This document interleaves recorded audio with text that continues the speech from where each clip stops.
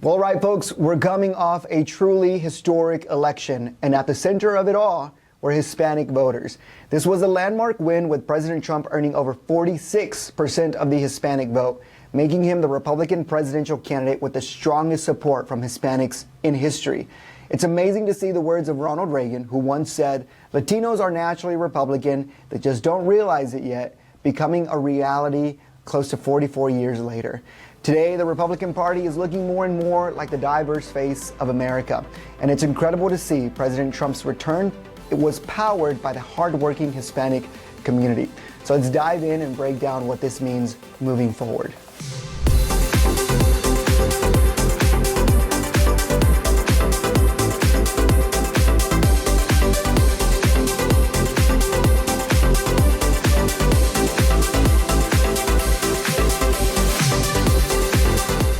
So joining us today is a leader who has been at the forefront of the change in South Florida and the transformative change of becoming or making Florida a more conservative political landscape.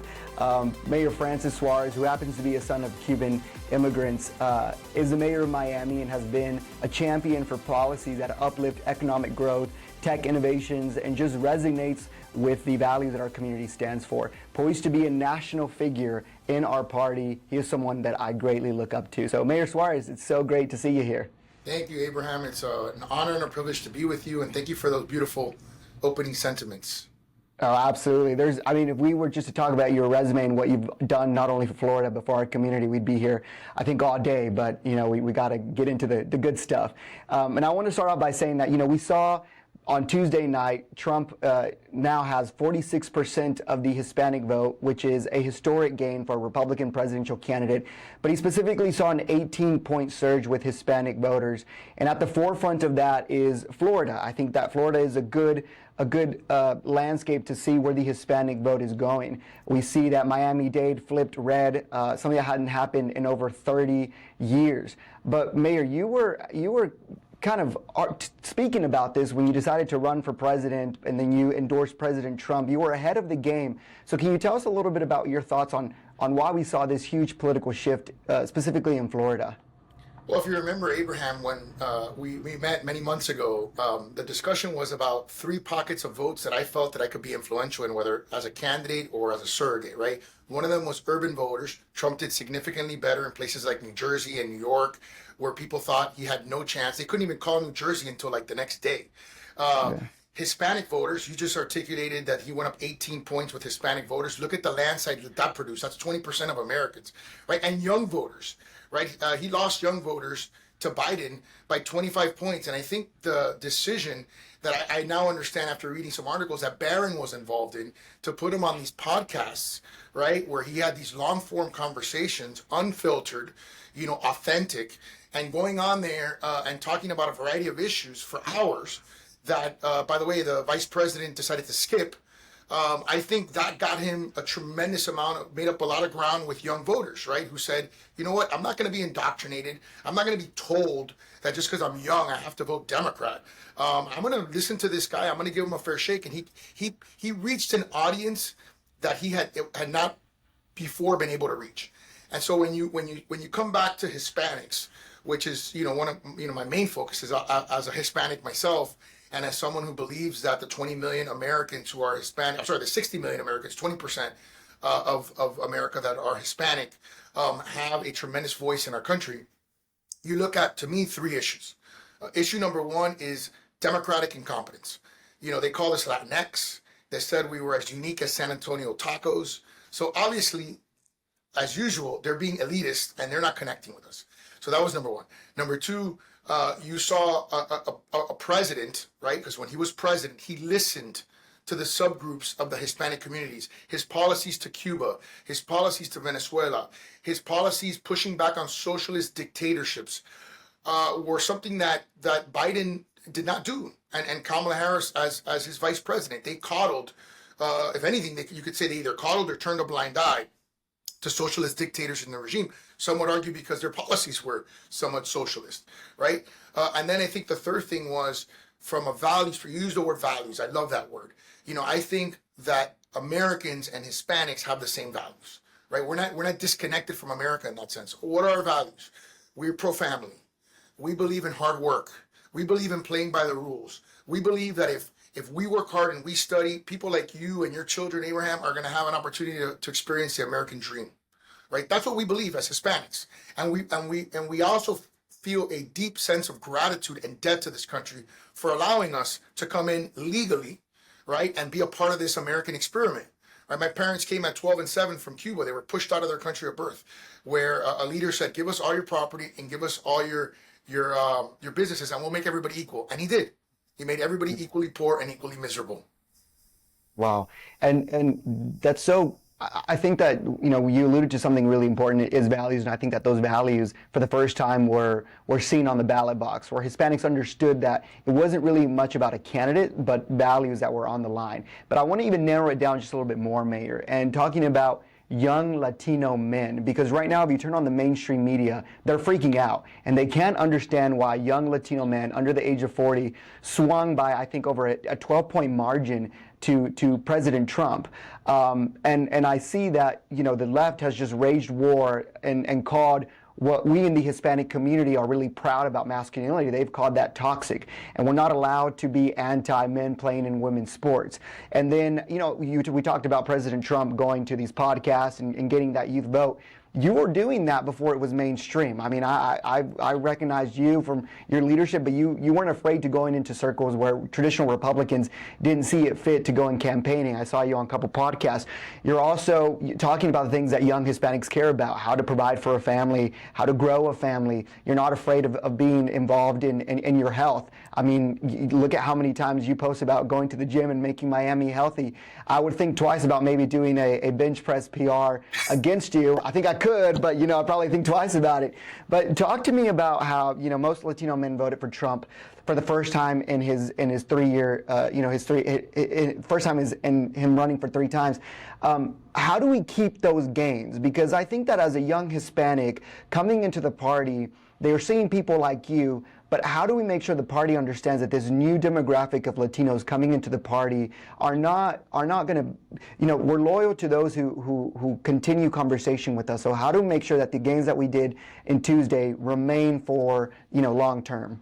Yeah.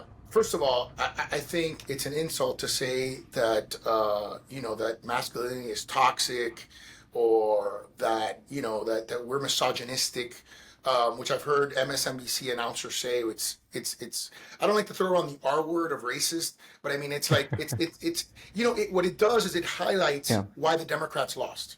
They lost because they're disconnected, and it's particularly because of the language that they use and their values, right? Thinking there's something wrong with being masculine, thinking that there's something wrong with that for whatever reason, that is disconnected from the mainstream. They're disconnected from the mainstream. And by the way, let them keep thinking that, because they're going to keep losing elections. Let them keep insulting Hispanics. Let them keep calling us Latinx. Let them keep calling us, San Antonio tacos. Let them keep saying that we're toxically masculine, because they're going to continue to lose Hispanics. If the Democratic Party doesn't get it, that they're outside of the mainstream, that they have lost touch with American values, they're going to continue to lose elections. So that's I think number one. Number two, what I think Hispanics want, and all Americans, frankly, is they want to be successful. They want to be prosperous. They want 2 P's, peace and prosperity. That's it. It's not complicated. Peace and prosperity. They see a world that's less peaceful under Biden, with a war in Russia and Ukraine, and a war in Gaza and Israel, right? After, President Trump created peace in the Middle East, right? And had his adversaries at bay. And then they want prosperity. And they realize that socialism is not a path to prosperity. So telling somebody, it's really nice when Vice President Harris came out and said, "Hey, you want to buy a new house? We're going to give you a $50,000 down payment. Hey, you want to start a business? We're going to give you $25,000, or vice versa, whatever the number was, right? It was like these extraordinary numbers. That's socialism. That's trying to buy people's votes. Yeah. That's saying, hey, we're going to give you something for nothing. Guess what? Somebody has to pay for that. Right? So our deficit is going to explode. What happens when our deficit explodes? The very thing that everybody's worried about, inflation, continues to rise. And so the money that you're giving people, it's fake money. And people finally saw through that. It's fake money to promise somebody free college education, all this stuff. It's all fake. Because what ends up happening is at the end of the day, you end up paying it through a loss in purchasing power of your dollar. You end up paying for it by inflation. So that whatever you own is worth 25,000 or more less. And we saw that during COVID. You created all these hundreds of millions of dollars in the economy, and all you did was make everybody's savings account less valuable to the extent that you have a savings account. And cost of goods higher, food, gas, etc.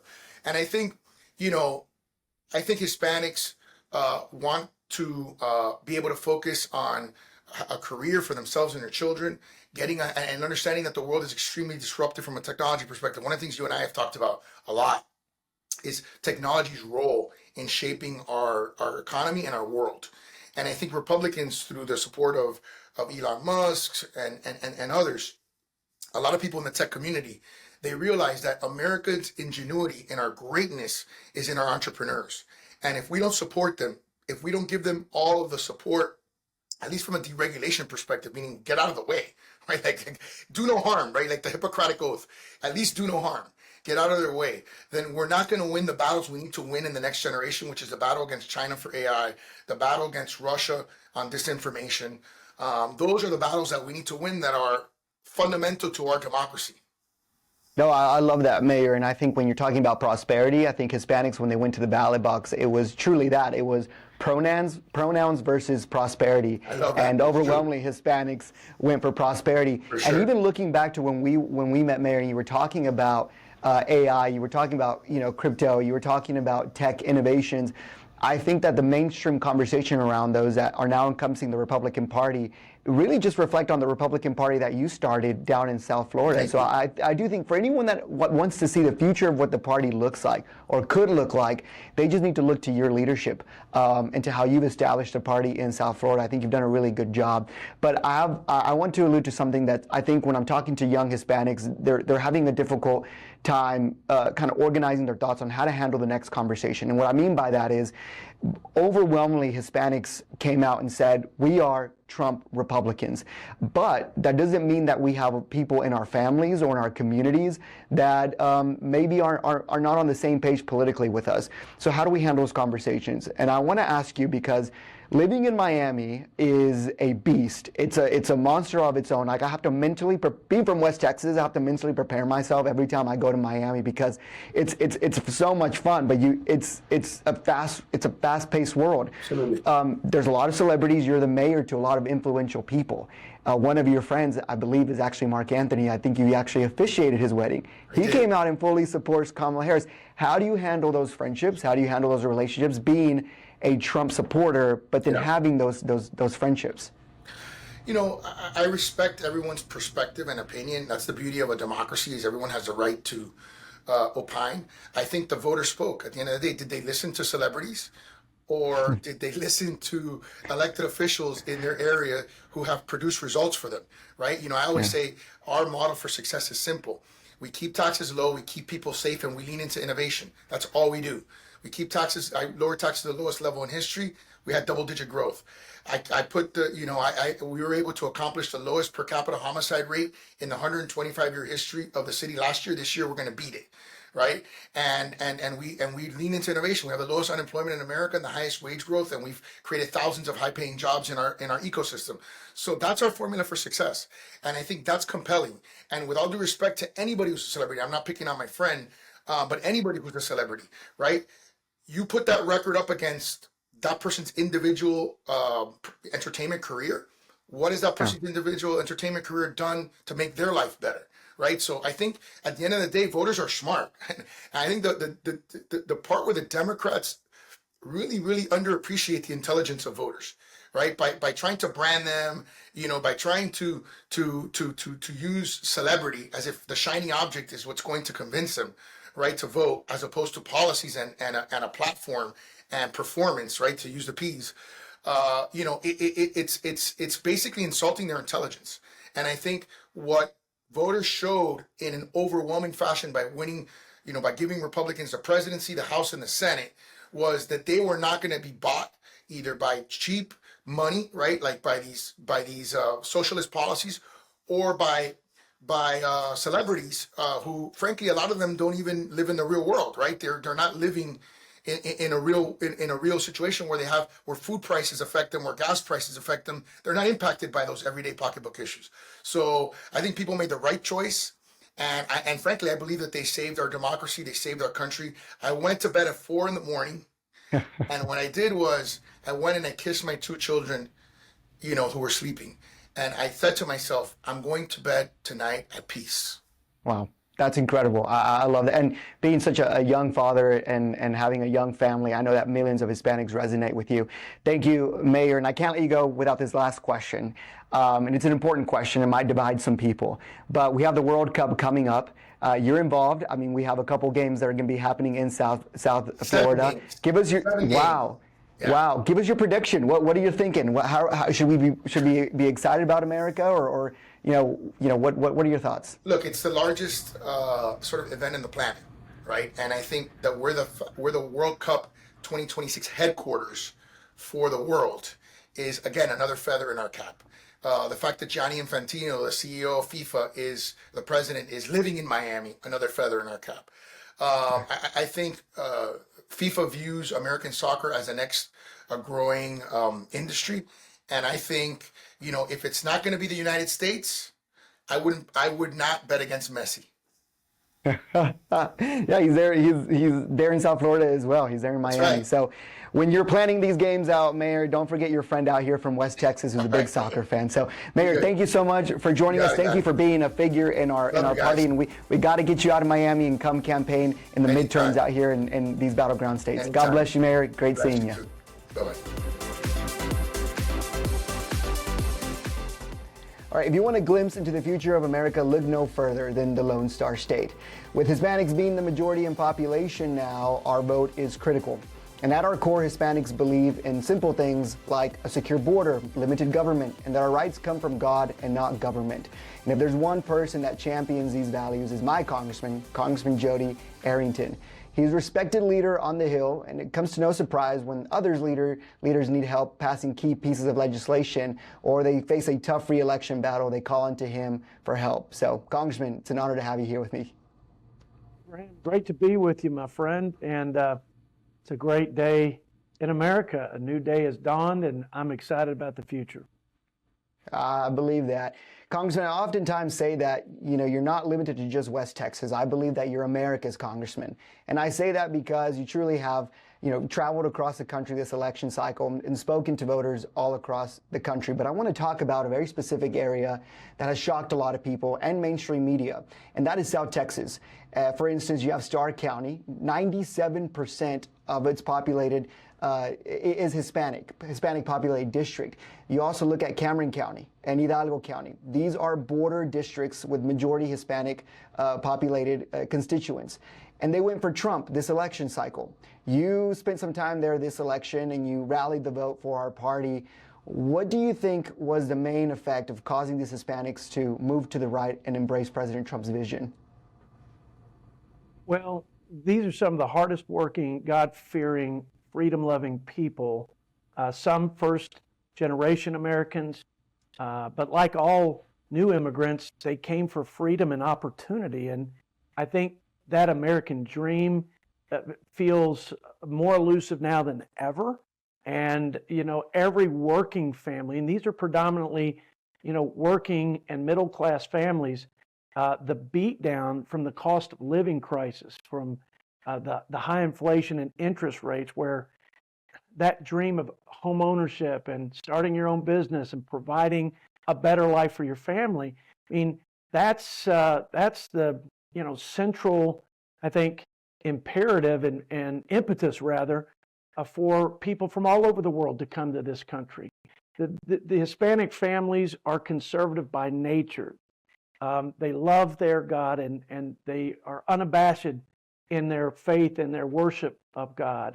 And their values reflect the biblical worldview. Very close-knit families, very pro-life. All these things reflect a Republican Party and Republican candidates much more than the Democrat Party. So I'm not surprised to see this shift. I think one is the sort of waking up to and coming home to a party that better reflects their values, but also realizing that the Democrat Party is getting further and further away and more radicalized. And that whole Reagan quote of, "I didn't leave the party left me," is the sentiment for so many Hispanic Americans. So not surprised. This trend is pretty steady. Pretty soon it will be a tipping point, and I think it's going to be the sort of the norm that the majority of Hispanics align with Republican policies, conservative values, those principles and values and ideals that made this country the greatest in human history, and why people risk their lives, quite frankly, to come here and to give their family this special quality of life and experience. Yeah, absolutely. And Congressman, I think it's pretty interesting that it took a blonde-haired, blue-eyed billionaire from New York to usher in this wave of millions of new Hispanics into the party. And it took a cowboy from West Texas to help usher in thousands of Hispanics in South Texas into our party. So I know you spent a couple days out there, and you came back. We spent some time together before Election Day, and you came back speaking some Spanish. So it's great to see that our community has some great allies like yourself. Dios te bendiga. There we go. There we go. So, and you know what? Yes, sir. You know what? God has blessed you and me as Americans, and the Hispanic Americans know that blessing in a visceral way, because so many remember what it was like to live in abject poverty and under authoritarian socialist rule. I think a lot of Americans that have been here, no matter where they came from for multiple generations, we take it for granted. So that's why the new immigrant is so important. And because we put back into the bloodstream new blood, hungry for that opportunity, appreciative of the values and ideals of this country, and all the opportunities that it affords. So I'm just excited that there is this sentiment among such an explosive demographic. I mean, 42%, the largest demographic segment of Texas, one out of every 5 Americans, and you're seeing female Hispanic, male Hispanic, numbers are just off the charts. I think that's going to continue. And I appreciate Bienvenido's efforts and your leadership to really tap into that and really accelerate that trend by merely saying, vote your conscience, vote the values of the Hispanic community, vote your faith, vote your family, and vote for the freedom and opportunities that drew you here and your families in generations past. It's just powerful. So I give you and Bienvenido and all the many groups that have reached out and been very intentional, very aggressive to tap into it. And I think everybody's going to be better off as a result. But it's the biggest demographic and strategic shift politically that I've seen, and it could very well be the thing that saves this country in the future. I agree. And Congressman, it's really inspiring to note that, Bienvenido, this election cycle, we led the nation's largest Hispanic voter mobilization effort our side has ever seen. Of course, we had hundreds of local Hispanic organizations that we teamed up with, but on the national level, we were the ones spearheading that. And it's inspiring to know that all of that energy came from West Texas, and all that support started in West Texas. So what does it say about our area that out of the greatness that happened in this country was planted here in West Texas first? So I appreciate your support and always understanding and believing in our vision. But I want to talk about you are the chair of the Budget Committee. So that's huge and very important. In fact, my claim to fame is the fact that my congressman, who is the chair of the Budget Committee, answers my texts every now and then. So I'm really excited about that. But tell me, what does that mean? What is that? Explain to me that job, but explain it to me in a way that my abuelo can understand it. Well, yeah, it's all the money that we are so generously getting from taxpayers to fund the people's government. It's now over $6.5 trillion. That's the annual federal budget. So it's resourcing the federal government to make it work for the people. That hasn't been the case the last few years. That's going to change. And it's the sacred relationship between the American people and members of Congress, elected officials, to steward their treasure in a way that we can look them in the eyes and say, it's going to our collective desired outcome. It's going to help people where we have set the objectives to help in various ways. It's going to strengthening our military so they can do their first and most important job to keep us safe. So that's why it's so important. Nothing works, no matter what policy or program, no matter how well intended and no matter how effective on paper, it only gets energized and implemented with resources. But the bigger issue today is that we are so overextended by spending because of the ever-growing federal government, way beyond its core mission. And we're borrowing a third of that federal budget, about $2 trillion. That's going to double over 10 years. And our debt is the largest it's ever been, and our indebtedness is higher than it was during a world war. And that is hurting our economy. It's compromising our national security because we're not making the investments we need in defense and other national priorities. And then lastly, it's jeopardizing our children's future and America's leadership in the world. And there is always tension and competition with competitors and adversaries alike, mainly China. If we have a debt crisis, man, we will undo this republic in a way that will be irreparable, and we won't have our values at the fore of influencing the world.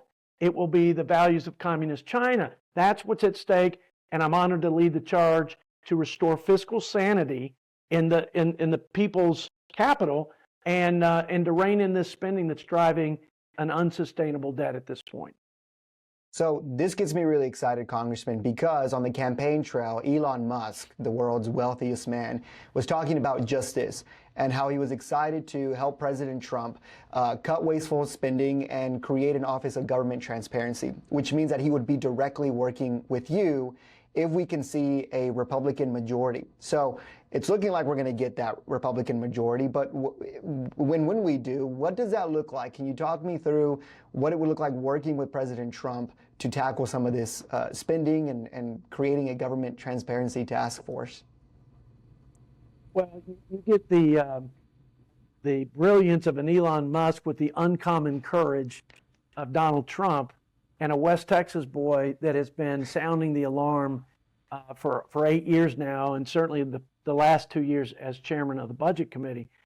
I think it's all coming together, Abraham, and I think the opportunity here is unprecedented to have all three legs of the governing stool in Washington be Republican. And don't get me wrong, and I want to be clear, Republicans have made their fair share of contribution to this fiscal mess that we're in. We have to have a plan. We call it reverse the curse. It's a 10-year path to a balanced budget, and we have to have the collective courage. That's where Donald Trump comes in. I've never seen a leader that has had the kind of courage to take on the toughest issues. And this is not only one of the toughest issues, it's the biggest threat to our future. And then, of course, when you get industry captains and entrepreneurs and successful businessmen like Elon Musk and others who have run lean and efficient organizations and who understand that you don't survive in the private sector if you have all this waste and frivolous and unnecessary spending. So it's the right approach. We need to take a fine-tooth comb from top to bottom in the federal budget, kind of have that zero-based budgeting approach and really clean up America's balance sheet. That way we can give some of that money back to hardworking families, and we can start paying down the deficit, which is really a deferred tax on our children and grandchildren. That's the vision, and that vision, I believe, will be reality because of this recent election outcome and people like Elon Musk who are willing to put their time and effort and expertise into serving their country. Absolutely. Trump, Musk, and Arrington. I mean, that sounds like the real life Avengers, Hollywood into policy. Pretty crazy. But Congressman, to final question. Everyone loves to talk about Texas going purple and the thought of it, transitioning more to the left. How important was it for you seeing on Tuesday that Texas is actually not purple and we're a lot more conservative than what the media pundits say? Yeah, well, it's all they have to do is look at the numbers now, and the Hispanic community here in the great state of Texas, our fellow Americans who have, Latino, Hispanic descent, heritage experiences, they're one of the big reasons that there is going to be a big red wall between us and becoming like California did after Reagan and other states, even our neighboring state, New Mexico, and turned blue. I think you're going to see, quite frankly, the Hispanic community and family and voters in Texas really shore up what vulnerabilities we've seen in recent years, which is the migration of people, not from South and Central America, by the way, but from California, many of whom have brought some of their politics. And that's a trend that we're seeing play out in urban and suburban areas that have seen a dangerous color or hue of purple that we need to, be mindful of. But the bigger trend that will hold that back and even overtake it so that we continue to be red hot, freedom loving Texans in our contribution to this great country of ours is the Hispanic family and those voters who say, we're voting for faith, we're voting for freedom, we're voting for the policies that will give us the greatest opportunities and our children the greatest opportunities in this greatest country in human history. They're one of the most patriotic segments of our society. I've seen the polls and some of the work Bienvenido has done. It's no surprise to me that when they hear radical ideology about systemic racism in this country and other things that, quite frankly, are so far afield from family values, I'm not surprised that they're just wholesale rejecting that party and embracing the values of the Republican Party and many of the Republican Party, and that trend, I think, is going to continue. Again, thank you for your work, for your leadership, and for your partnership. The best is yet to come, Abraham. We're going to take this red wave Amen. and this mandate, and we're going to build on it so it's not just a trend, it's a tipping point, and it becomes a new sort of political reset in in American culture. Yeah, in 2022, Congressman, we had a red teardrop, and fast forward to 2024, we had a red tsunami. That tsunami actually did come. So we're thankful. Congressman, there's a lot of talk about being Hispanic on this conversation, but you and I both know being Hispanic has nothing to do with the color of your skin or how you say your last name or even the language that you speak. It has everything to do with culture and values. We know that Hispanics believe that America is the greatest country in the world, and we also believe that Texas should lead. So for that, I thank you, and I thank you for not being afraid of going into our community and sharing that message. So with full gratitude, thank you, Congressman. I appreciate you. All right, well, thank you for joining us today. And as we've discussed, the tides are shifting, and we're playing a crucial role in shaping our nation's future. With more Hispanics joining the party, I have real hope because, as you know, Hispanics were conservative before Republicans were conservative. But the work doesn't stop here. No, engaging with our community is just as important in non-election years. So I'm excited to stand with you in protecting our values and celebrating our culture. So, hasta luego.